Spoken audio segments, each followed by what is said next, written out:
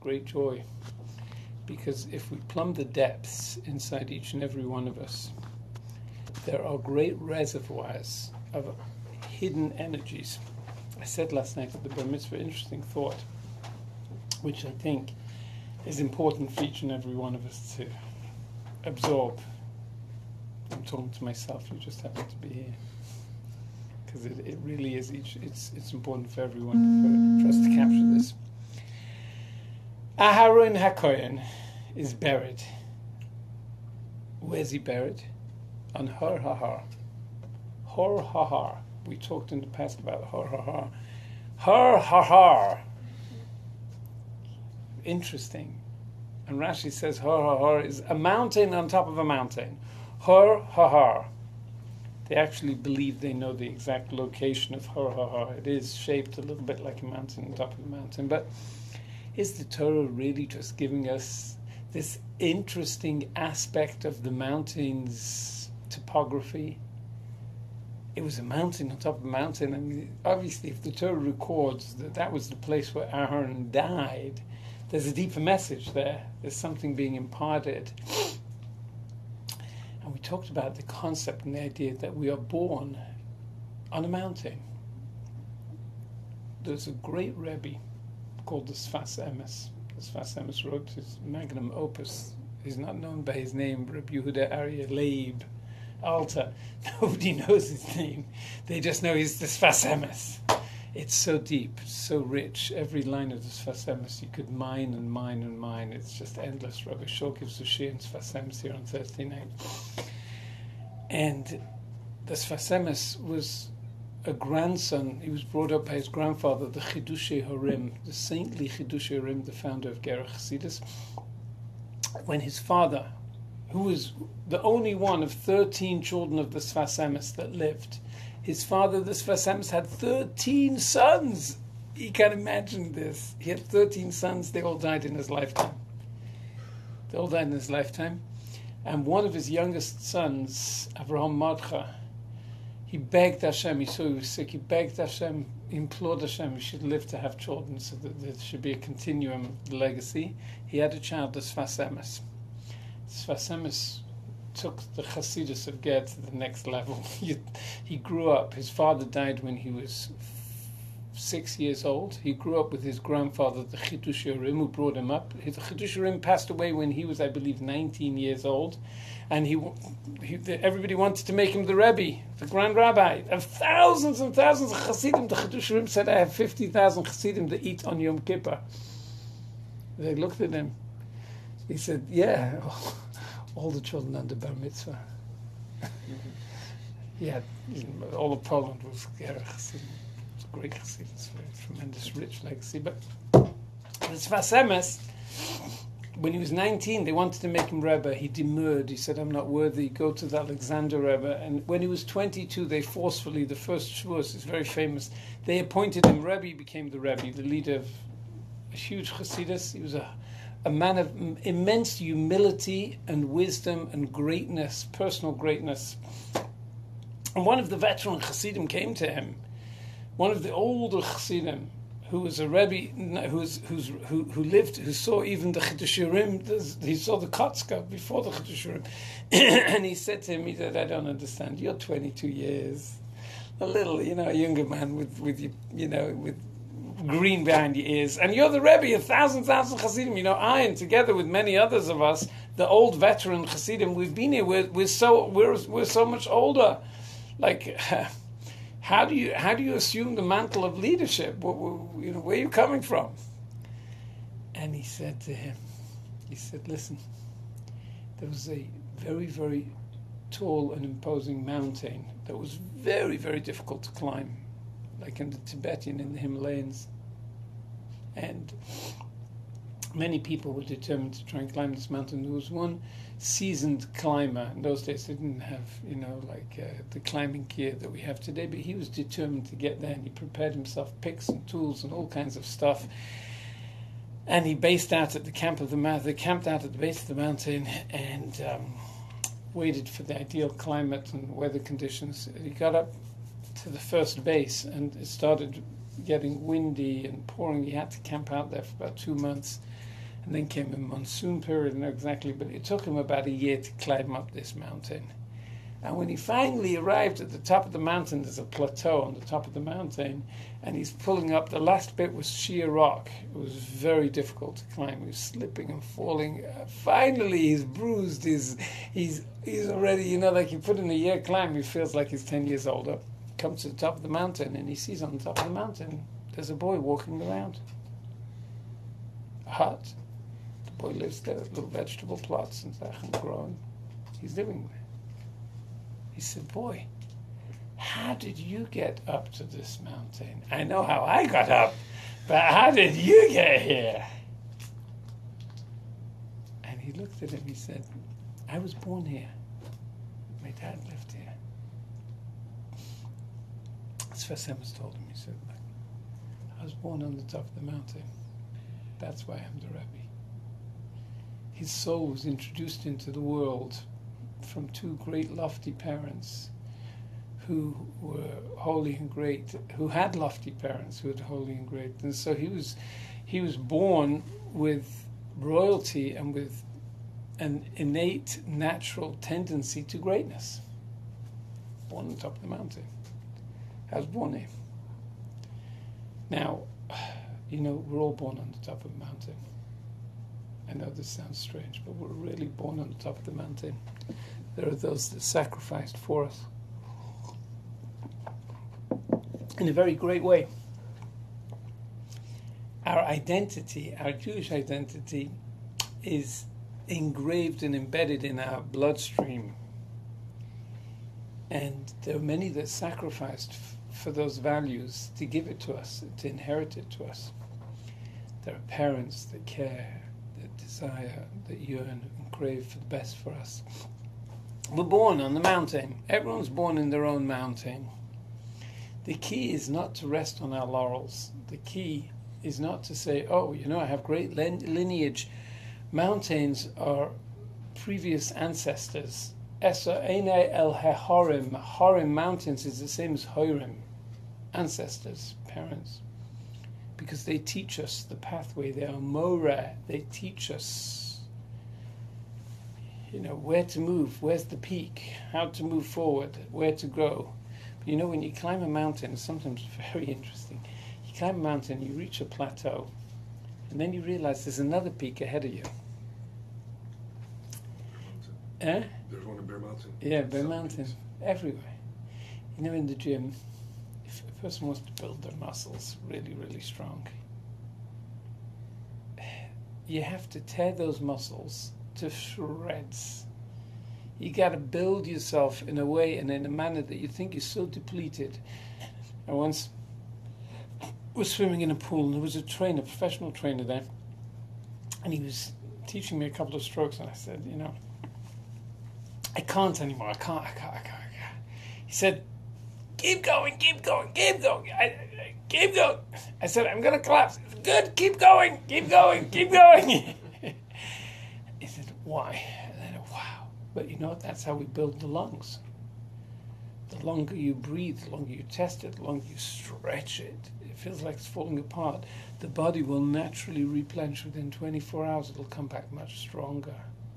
It'll restore itself much stronger. And then you're on the next rung of the ladder. We lift more than one can. It's like being tested to the ambit of human endurance. And you think you can't do any more, you do a little more, and now you're in the next zone. The key is not to live with the energies one is endowed with. Some people I see, they're very smart, very brilliant in school, and they don't get very far in life because they're always told how brilliant they are, and they assume, they don't have to work so hard. They just suck it up, they get passing the exams, and they move along in life.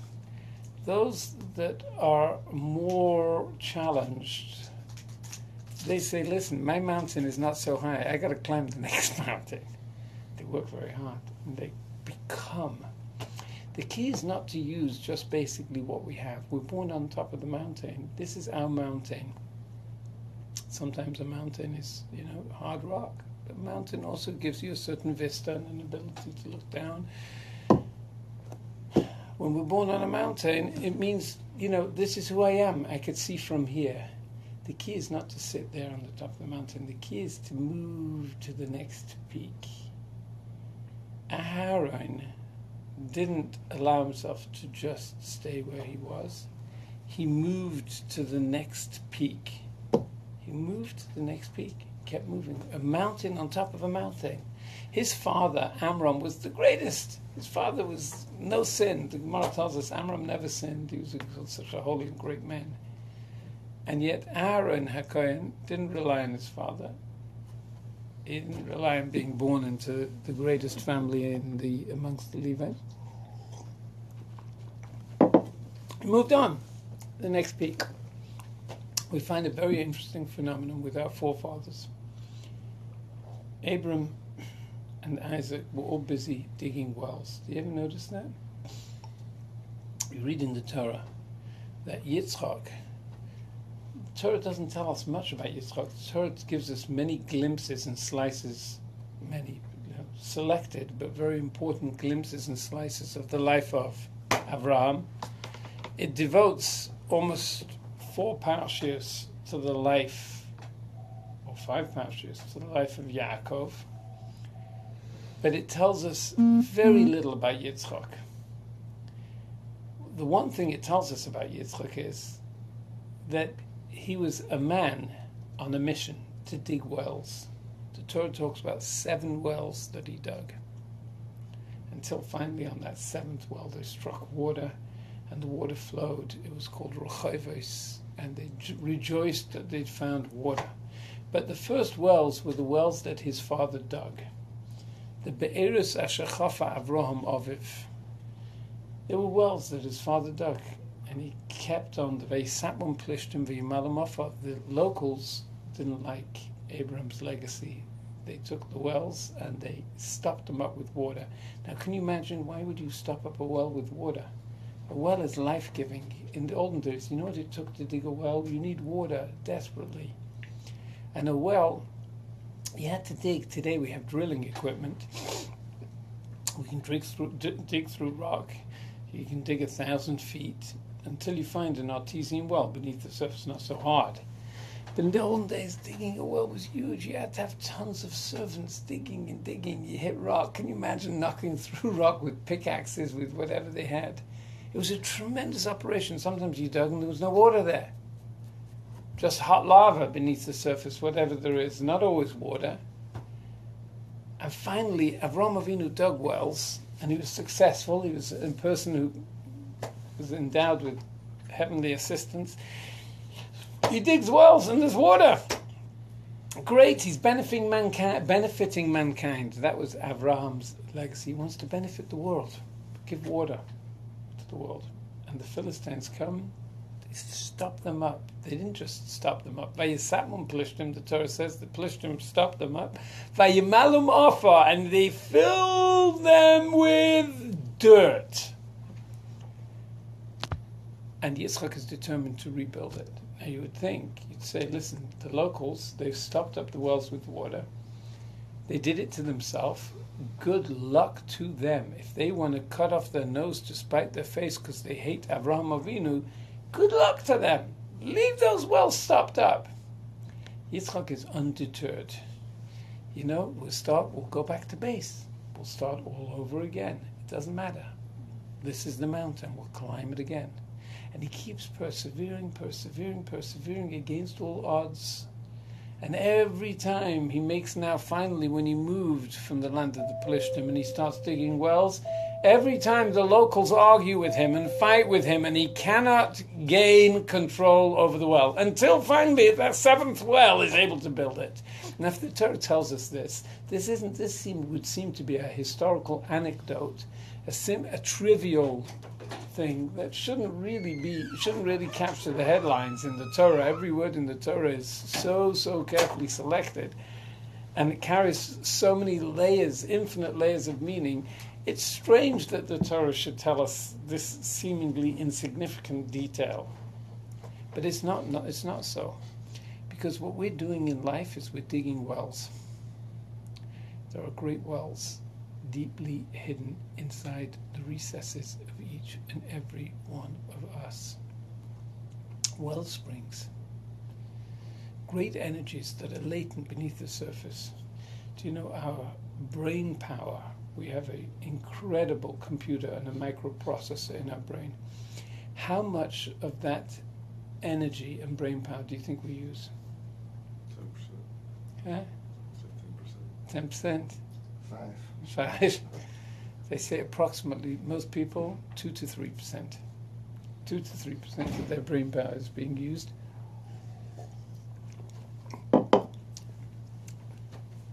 The potential, to get there, it's like in a car. The revs. Normally we're around 2,000-3,000 revs. You have a speedometer, 160. My kids always like when we get a car, they're dying to see what is on the speedometer. You have 160. Daddy, you could go 160 miles an hour. Come on, let's hit the autobahn. Let's hit the highway.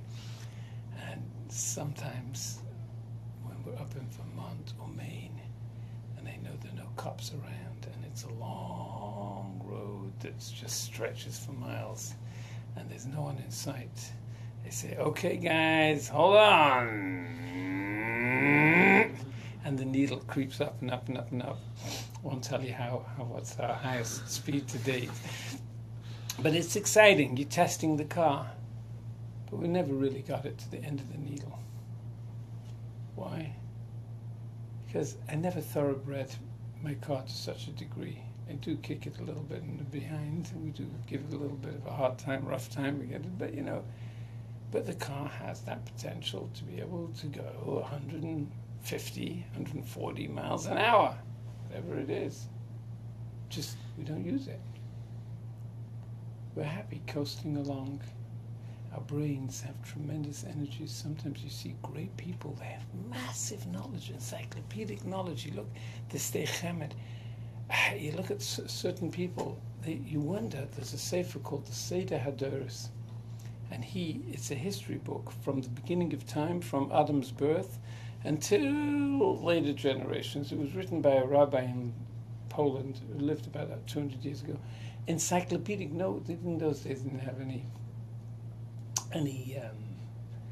computers, or he must have had the most encyclopedic mind with photographic memory, because he just quotes from millions of sources and obscure sources and midrashim, and the mind. How do you learn so much in a lifetime? Where do you get the time to do it? And we have that ability. We really do. We don't believe that we have it. And we think, well, we're more left brain, we're more right brain. We can't when that's not us. You see sometimes in times of danger what energies people have. In France during the Second World War, there was a fire in a prison. And the prisoners actually were able to break the bars of their cells with their bare hands in order to get out, which was, it's documented. Sometimes there are stories when a car fell on a child. It happened about 10 years ago as well. A car fell on a child, and in that moment, the grandma came out, an old lady, saw what happened. She lifted up the car with her bare hands.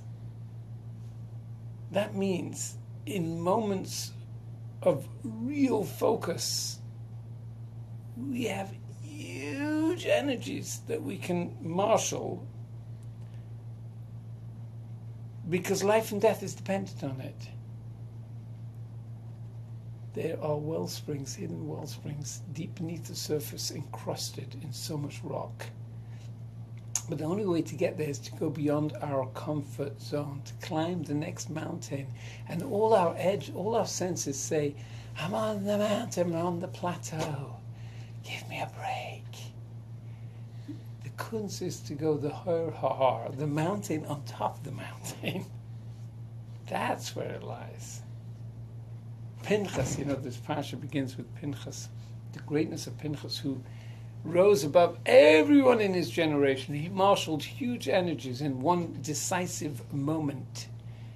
He was able to realize Pinchas is Eliyahu HaNavi. He transformed himself to such a degree, he became eternal. He goes up alive, leaves this world alive in a chariot up to the heavens, and he comes back down anytime Jews are in need. And he's going to herald the arrival of the Mashiach. Eliyahu Navi, how did he become so incredibly transformed to be more spiritual than physical, and not to be subject to the laws of life or death? He sacrificed himself. How did he do that? Pinchas, the son of Elazar, the son of Aaron HaKohen, the Torah tells us. In other words, Aaron is the greatest of great. Aaron realizes the mountain on top of the mountain. And that's where he's buried. He's the one who goes above his father Amram. Well, so did Elazar, his son. And so did Pinchas. Even though the greatness of Pinchas was, even though he was a son of Elazar and he was the son of Aaron, he was Pinchas. He realized his own greatness. We don't have to just allow ourselves to keep it flowing. We make ourselves. We climb the next mountain. It's not enough just what's in the blood. We all have such incredible kochas. If only we knew. Water. We were talking yesterday about the pouring of the water libation on the Mizbeach, and we didn't discuss it at length, but the Torah only alludes to it in this week's Parsha. And we were discussing why it's so hidden, if it was such a significant climax of the service in the temple, in the Beis HaMikdash. Why is it only mentioned like there's an extra mem and an extra yud and an extra mem? We didn't get to it yesterday, but this is the idea that I wanted to share with you. This is important. You know, we speak.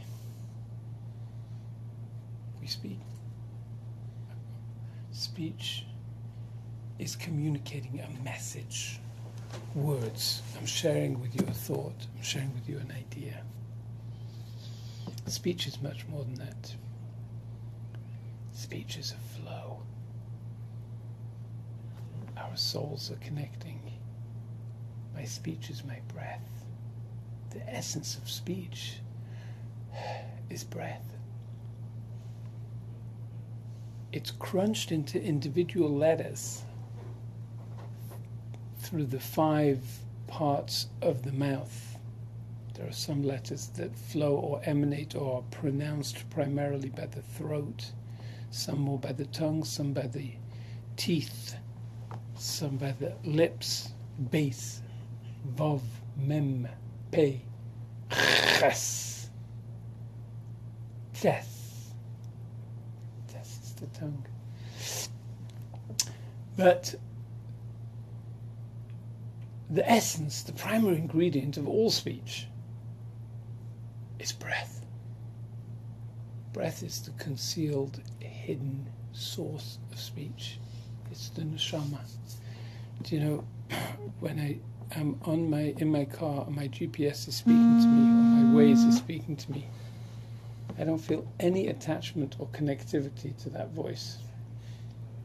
I'm getting clear directions. I know it's just a zombie.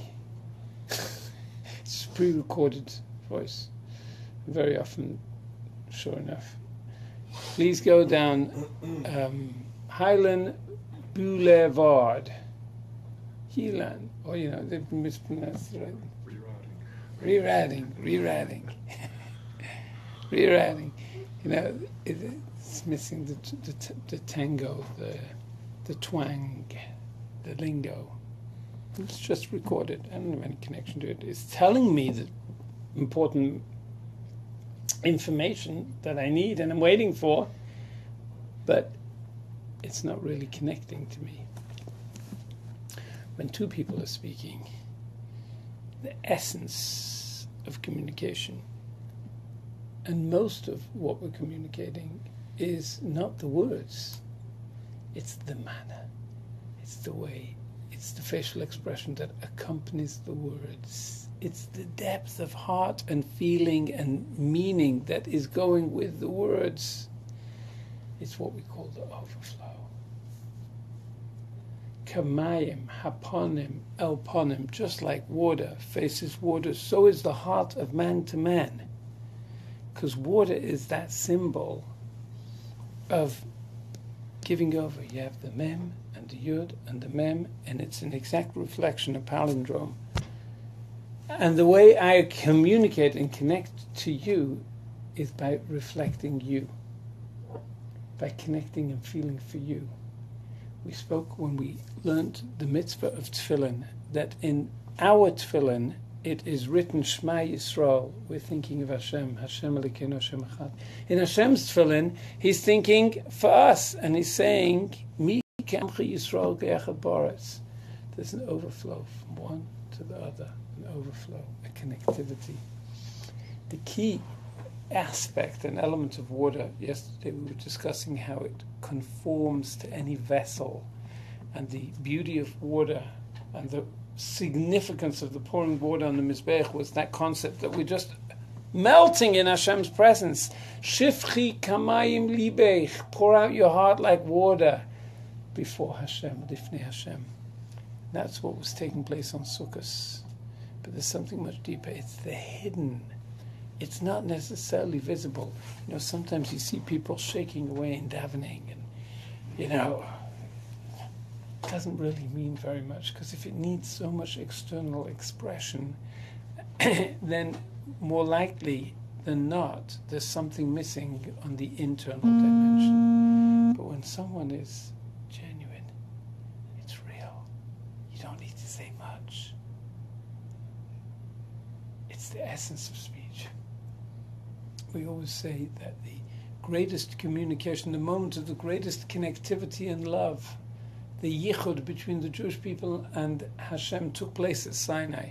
The whole world, and for all of creation, since the beginning of Genesis, the beginning of time, was waiting, since thousands of generations before that, is waiting for this climatic day when God will reveal himself to the Jewish people and communicate with us his Torah. How long did the Sinai experience of the Jewish people standing there, how long was that communication for? Finally, the great day arrives. The Jewish people have to endure 210 years in Egypt, also that they are prepped, conditioned, and ready to accept his Torah. We've talked about it. And finally they come out, and they're marching to Sinai. And then on the very day, the preparation beforehand, the 3 days of intense preparations beforehand. And then finally, they're there standing at the foot of the mountain. You'd think they're going to hear a 3-hour shiur from Hashem.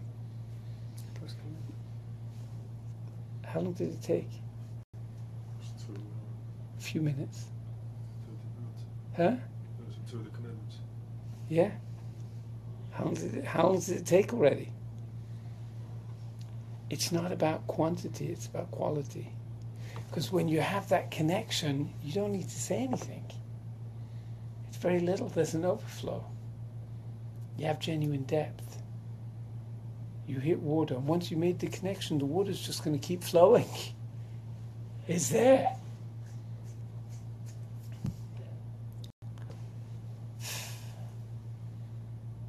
Sometimes we're davening, and we're like the GPS machines. We're saying the words, but there's no real connection.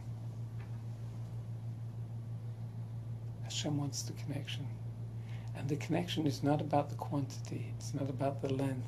It's not about how much. It's about the quality. It's about the depth. It's about the mem reflecting the mem. It's about face to face. Just looking at one another and communicating. The Kruvim, the cherubs in the Beis HaMikdash, the sign of unity between the Jewish people and Hashem, those two angelic figures that were facing one another. Facing one another is a reflection of that connectivity and unity. Guys, we're going to leave it here a little early today. We're going to continue tomorrow. Interesting thoughts to share with you in Yetz Hashem as we move along in our pathway. Thank you, everybody. Those that were here and those that were not here. But we're here. Just the same.